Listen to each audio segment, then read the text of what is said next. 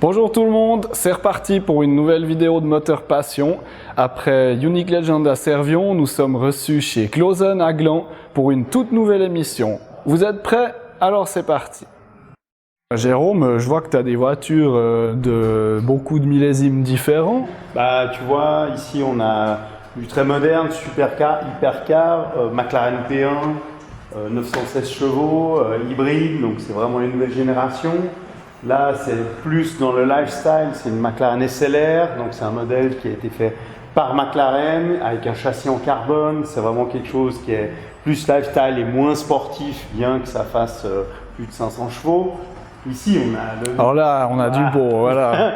une Bugatti T51, donc qui est matching numbers, qui est vraiment une voiture qui est le mythe absolu. C'est une vraie avant-guerre, une Bugatti, une voiture française, donc une voiture qui a remporté de nombreux grands prix, qui a fait le Mans, de l'endurance. C'est vraiment quelque chose qui est exceptionnel. Ici, on est dans les années 90, les supercars, J220, les premières supercars concurrentes de la F40, c'était la voiture la plus rapide du monde, un fiasco monstrueux pour Jaguar financièrement, mais c'était une voiture qui a marqué son époque, très longue. On peut voir que la McLaren Speedtail qui va sortir bientôt a repris cette forme un peu très allongée sur la voiture. Donc bienvenue chez nous et je te souhaite vraiment le meilleur pour Moteur Passion.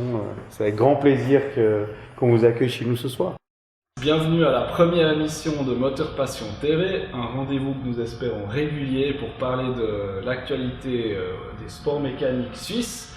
Morceau choisi, et nous avons le plaisir d'accueillir avec nous Gérard Valla, notre consultant, et David Dro, pilote en ELMS, le championnat d'Europe d'endurance en catégorie LMP3.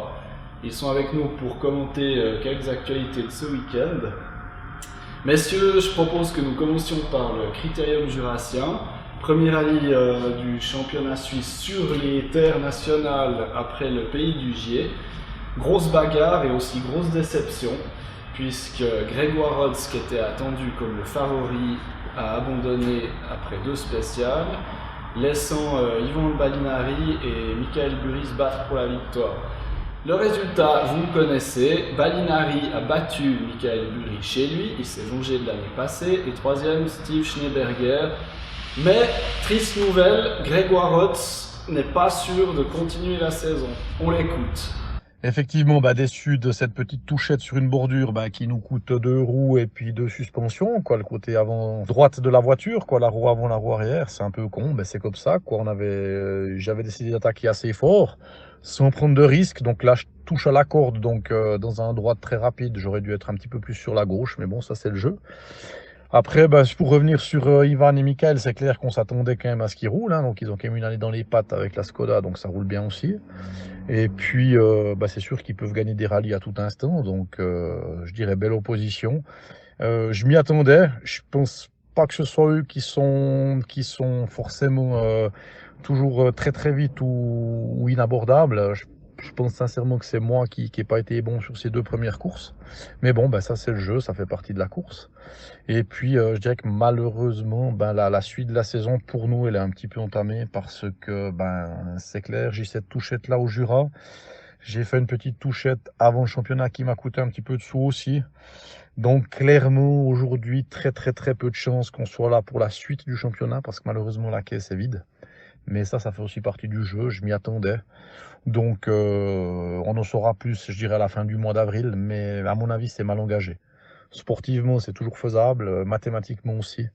Mais bon, il manque un petit peu de finance là, avec la casse. Triste nouvelle, n'est-ce pas, pour celui qu'on attendait comme le favori. Écoute, c'est toi le spécialiste, Gilles. Nous, on suit ça à distance. Toi, on sait que tu es toujours sur place. Mais le week-end dernier, tu n'étais pas sur place. Je sais que tu as fait une infidélité à tes rallyes. Tu t'en parles bien, mais tu étais infidèle. Absolument. J'étais justement avec David au Castellet pour la première manche de l'ELMS. Et puis, on va justement se tourner vers lui, puisque David, tu rempiles cette année avec Real Team Racing par Graf. Et puis, tu as commencé très fort.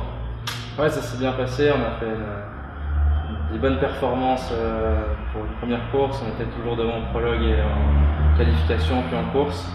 On finit 7ème, sachant que c'était la première course pour mon coéquipier à ce niveau-là. Et on est satisfait pour une première. Mais l'année passée, tu avais réussi à signer la pole, pas cette année. Est-ce que ça veut dire que le plateau est plus relevé ou... Oui, chaque année, il y a toujours plus de niveaux. On a eu quelques soucis en qualification qui ne nous ont pas permis de faire la pole, mais on valait peut-être mieux que la 4e place avec les soucis qu'on a eu. Et on s'est surtout concentré sur la course avec des essais avec plein de carburant et des pneus usés. Et d'ailleurs, ça s'est vu pendant les 2 premières heures, on était capable de remonter assez rapidement dans le classement. David, toi tu es un pilote qui est passionné par l'endurance et tu as fait de la monoplace avant. Qu'est-ce qui t'a poussé à pas suivre le chemin de la plupart des jeunes qui veulent aller en F1? C'est d'abord les débouchés. On sait que si on choisit la voie de la monoplace, il n'y a pas forcément beaucoup de débouchés. Et c'est très dur, aussi bien financièrement, surtout financièrement en fait. Et donc l'endurance, c'est aussi un moyen d'avoir plus d'opportunités. Et mon rêve était aussi les 24 heures du Mans, donc c'est là que j'ai pu m'orienter pour essayer d'y arriver. Est-ce que tu t'es donné un horizon pour arriver à ces 24 heures? Alors maintenant, vu que j'ai rejoint un nouveau projet à Real Team Racing, on a pour objectif d'y participer avec un team suisse et si possible 3 pilotes suisses, ce serait le but. Donc on a pour objectif 2020, sachant que rien n'est fait, on a signé, mais notre première target est 2020 si possible et sinon on fera ça plus tard, mais c'est le but. C'est parfait parce que pour 2020, Gérard, c'est un autre team. surtout Gérard, mais surtout Gilles. En fait, c'est un team que tu connais maintenant très bien puisque tu as intégré ce Cool Racing pour faire le service de presse. Absolument. Gilles est multicasquette. Donc on a effectivement un même plan en fait avec Cool Racing et qu'on suit aussi maintenant depuis quelques saisons avec notamment Antonin Bourga qui roule avec Alexandre Poigny, qui était aussi en LMP3 et précédemment dans les 2 dernières saisons. Cette année, ils entament leur carrière, leur aventure P2. Ils ont commencé avec leur première course au Castellet également. En même temps, je veux bien repréciser que l'endurance regroupe le P2, le P3 et le GT. Et dans cette course, on a eu quand même des résultats suisses assez brillants. On vient de parler de David, de ce qui s'est passé en P3. David est des grands animateurs du P3, ça on le sait. On a également un autre Suisse jeune qui est un des grands animateurs du P3, c'est Lucas Légeret, qui était aussi là-bas. Et je crois qu'il y a aussi eu des résultats qui étaient aussi tout à fait honorables, on va dire, bien que ce sont les deux roulent avec, c'est le règlement avec les pilotes gentlemen, ce qui fait qu'aujourd'hui, les deux à amener leur gentleman au niveau nécessaire, c'est le début de la saison, et je crois que les deux sont sortis très très honorablement avec David a tout fini, je crois, 7e place, et puis Lucas est terminé 9e. Donc ça s'est bien passé.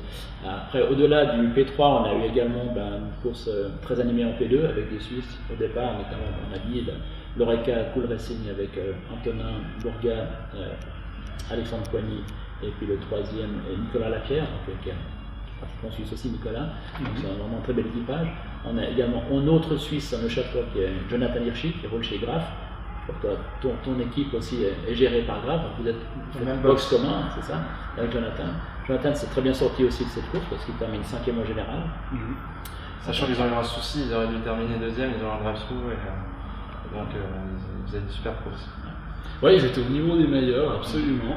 Donc une opportunité de podium pour Jonathan, c'est très prometteur, mais on sait que Jonathan est depuis plusieurs saisons déjà en endurance, il a une grande expérience de cette endurance, il a fait plusieurs fois le 24 heures du Mans, et puis il compte parmi les très bons pilotes suisses de la spécialité. Mais aussi une chose dont on peut parler maintenant, qui s'est passé, je trouve que c'est un bel événement qui s'est aussi passé au Castellet ce week-end, c'est la 2e place des filles, et un équipage de filles qui est engagé par le team Kessel, de Ronnie Kessel, et il engage une Ferrari 488 pour ces 3 filles, dont Raël Frey, et elles ont terminé 2e au classement général du GT, ce qui est quand même une très très belle performance. On les attendait certainement pas là, elles surprennent beaucoup de monde, elles surprendront encore, parce que c'est 3 filles qui sont dans bon niveau, et ça fait vraiment plaisir de voir un résultat comme celui-ci. On les verra également au Mans, elles c'est sûr, elles sont au Mans cette année, d'ores et déjà elles seront inscrites au 24 heures du Mans. On se réjouit de cette prochaine course. Maintenant, le LMS, un 2e rendez-vous à Monza dans 15 jours, 3 semaines. Gilles, tu seras sur place, on va en reparler. Voilà, je crois que pour l'endurance, on a à peu près fait le tour. Maintenant, on a expliqué pourquoi David, comme d'autres d'ailleurs, ont choisi la voie de l'endurance. Avant lui, on a eu aussi la même saison passée, on avait Hugo de Sadler.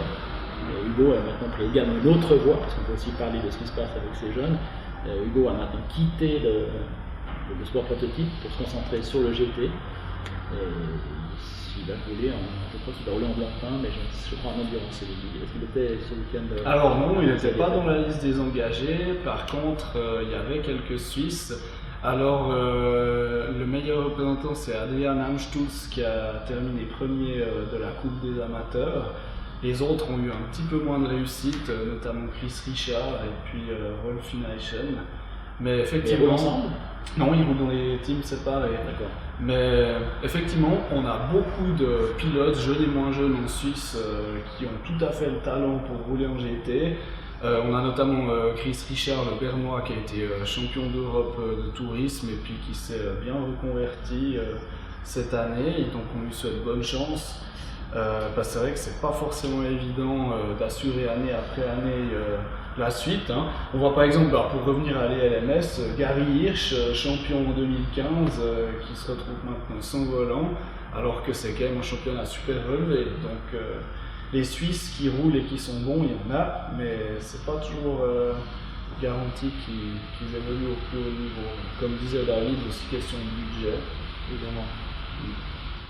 Bon, assez parlé de voitures fermées, on va parler des monoplaces avec leur beau halo, n'est-ce pas? Oui, alors, je vous propose qu'on ne parle pas de F1 vu que tout le monde a déjà suivi. Et puis, comme en Suisse, on préfère l'électricité, parlons de la Formule E. Et Gérard, toi qui as beaucoup suivi cette Mais discipline. on ne préfère pas l'électricité, Gilles. Tu es déjà en train de t'enliser. On ne préfère pas l'électrique, mais cette catégorie, elle existe, elle a ce mérite d'exister maintenant, la Formule électrique. C'est vrai qu'au départ, elle était très. On a pris un petit peu à la plaisanterie, c'était quelque chose, on en rigolait, je sais qu'il y avait certains pilotes qui participent, disaient tu vas faire tes courses de scalextrique, on rigolait ça, mais on s'aperçoit qu'au fil du temps maintenant, ça fait quand même la 5e saison, donc le championnat a beaucoup évolué, et toutes les règles évoluent, elles bougent sans cesse, je dirais, ils en font un vrai spectacle, on n'est pas du tout dans le même schéma que le sport automobile traditionnel. Je crois, David, toi, tu es plutôt t'es quand même d'une génération différente de la mienne, tu es peut-être plus apte à comprendre et puis peut-être à appréhender de la manière moderne cette discipline qu'est la Formule 1. Je ne sais pas toi ce que tu en penses, exactement ce que tu suis, que tu regardes cette catégorie. Je pense que j'avais un avis assez mitigé en tout cas au départ. Ça va, je pense, vers le mieux, sachant qu'on ne change plus de voiture. C'est bien, je trouve, un grand avantage pour la course, ça fait plus sérieux, je pense. Et après, ils essaient d'introduire beaucoup les réseaux sociaux, on en a parlé justement avant de venir ici. Et je pense que voilà, ils sont à la page, ça change énormément de la F1.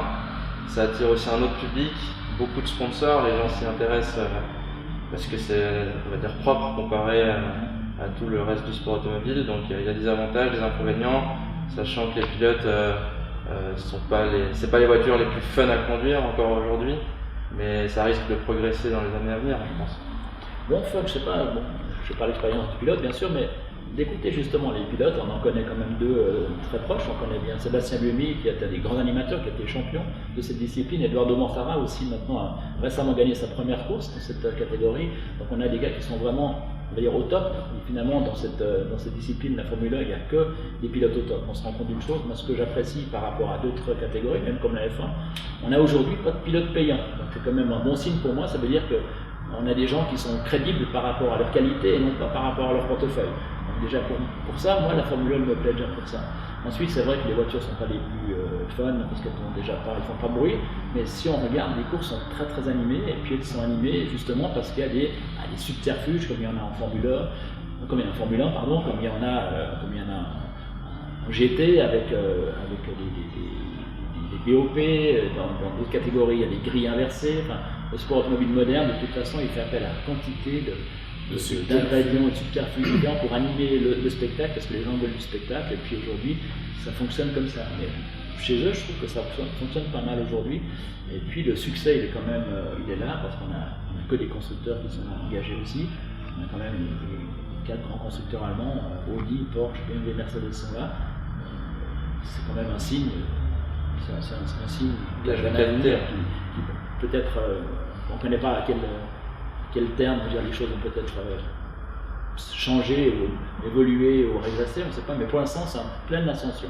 ce championnat. Et puis les Suisses, le week-end dernier, ça n'a pas si mal marché pour Buemi. Bon, il n'est toujours pas à la place qu'il aimerait être.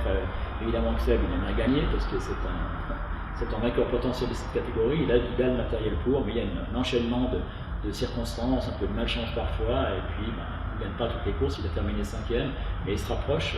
Eduardo Mortara également. Eduardo a gagné il n'y a pas longtemps une course. Il était aussi bien placé sur cette course-là. Il a malheureusement eu un problème de transmission. Il abandonne.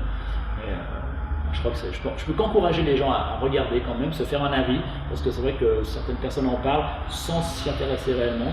Je trouve qu'on s'ennuie pas tellement, on s'ennuie peut-être plus devant d'autres courses de monoplace. Parce que tu en penses, Gilles? Je suis d'accord, et c'est vrai qu'en plus la réalisation à la télé est très bien. On arrive aussi à comprendre ce qui se passe avec la gestion de l'énergie. Parce que c'est pas facile, comme on disait dans le cockpit, il faut gérer l'énergie de ses batteries. Et puis, n'étant pas pilote, je vais pas faire mon malin, mais en parlant avec eux, ils disent que la Formule 1, en tout cas la première génération, il y avait beaucoup de freins sur l'arrière, ce qui n'est pas très naturel pour une monoplace. Donc il y a plein de spécificités de pilotage, ils ont des pneus qui sont très proches de la série. Donc les gars, ils ont du boulot. C'est pour ça, comme tu disais, qu'il n'y a pas de pilote payant ou amateur. Parce que contrairement aux apparences, c'est une série très sérieuse et puis qui demande beaucoup de compétences. Ouais, il y a pas simplement de choses en fait que le public ne comprend pas forcément tout de suite. Peut-être là, il y a justement peut-être un besoin d'explication, notamment les qualifications sont pas banales, elles sont pas comme dans tout ce qu'on connaît comme séance de qualification. Chez eux, ils font 4 groupes en fait. Ils font des groupes de voitures, ils sont 22 pilotes et ils divisent ces pilotes en groupes et puis ils partent dans l'ordre du classement au championnat. Donc, ils ont un temps très restreint. C'est très très court. Alors en fait, ils partent pour pratiquement un seul tour, un tour de chauffe, un tour de lancement, et sur ce tour-là, ils font leur meilleur temps de qualification. Et puis les 6 meilleurs temps de qualification prennent part à la Super Pole. Et après cette Super Pole, elle détermine la grille de départ. Ce qui fait qu'avec ce système de faire partir les gars par rapport à leur classement, donc les pistes, c'est pas des pistes permanentes, c'est en vide, donc les pistes évoluent toujours comme partout, et puis généralement les premiers ont une piste un petit peu plus difficile, ce qui fait qu'on voit maintenant assez fréquemment les premiers se retrouvent au-delà de la 10e place. Donc ça rebat toujours les cartes, ce qui fait c'est pour ça qu'on a aujourd'hui un championnat qui est tellement serré, et on a eu en 7 courses 7 vainqueurs différents. Quelle catégorie peut se tenter de faire ça? C'est vrai que c'est pas le même asphalte qu'un circuit, il y a les rails de tram, il y a les murs, c'est pas évident. Il y a beaucoup d'aspects très différents du sport automobile, on va dire classique. Mais c'est quand même, ça reste du sport auto, c'est des voitures, c'est des gars qui se battent roue contre roue, et même très très roue contre roue. Je me répète, j'encourage à suivre cette catégorie. C'est pas la plus belle du sport auto, mais elle existe. Elle est là. Alors effectivement, pas la plus belle, c'est ce que sont dit les médias maintenant, vu qu'ils ont découvert qu'il y avait des génératrices diesel pour alimenter les batteries, alors secret de polichinelle, mais voilà. Les gens découvrent que la Formule 1 c'est un sport qui pollue, comme beaucoup d'activités, mais... Ça c'est inévitable, il faut bien qu'on les recharge ces batteries. Là on va sentir, il ne faut pas non plus se raconter des histoires, c'est une discipline qui a évidemment des nuisances. Toutes les disciplines sport automobile ont finalement des nuisances, il y a des nuisances, il y en a plein dans tout, il n'y a pas que dans le sport auto. Et puis moi je regrette un petit peu que le sport auto doive toujours se justifier pourquoi est-ce qu'on fait ça. C'est vrai que si on creuse, on a toujours quelque chose à trouver forcément. Mais comme dans tout sport, le cyclisme qui pollue avec les gens qui viennent voir différentes étapes, on trouve une pollution avec tout ce qu'on fait, les déplacements, n'importe quel sport pollue au final. Sur ces belles paroles, on va encore citer les prestations en demi-teinte. On parlait tout à l'heure de femmes. On en a une qui est aux antipodes, Simona de Silvestro, qui roule dans un championnat musclé, les V8 Supercar, et puis elle a du courage face à ces messieurs. Bon, elle n'en est pas déjà à son premier coup d'essai, vu qu'elle a fait 2 fois les 500 miles, et puis ça faut le faire aussi. Alors là, en ce moment, c'est vrai que le début de saison est difficile. Je sais plus combien elle a fait. C'est une catégorie de spécialistes, donc quelques années avec des voitures vraiment pas évidentes à rouler. Et puis c'est un championnat musclé, c'est le cas de dire. Les voitures sont musclées. C'est le fait des circuits qui sont assez typiques quand même du championnat, donc il y a plein de choses à assimiler avant d'être au top niveau. Mais elle est dans le paquet, hein, elle est loin d'être à côté de la plaque, elle est là, Simona. Et ce sera bien de la suivre d'un petit peu plus près. Si on arrive à avoir peut-être quelque chose, quelques paroles d'elle dans son prochaine émission, bah, ce sera peut-être ça. Absolument. Bon, messieurs, je crois qu'on a fait le tour, mais À peu près. T'as à peu près fait le tour, Gilles. Il manque oublié quelque- l'essentiel. absolument. L'essentiel est dans ma main. Donc c'est ce fameux magazine Moteur Passion.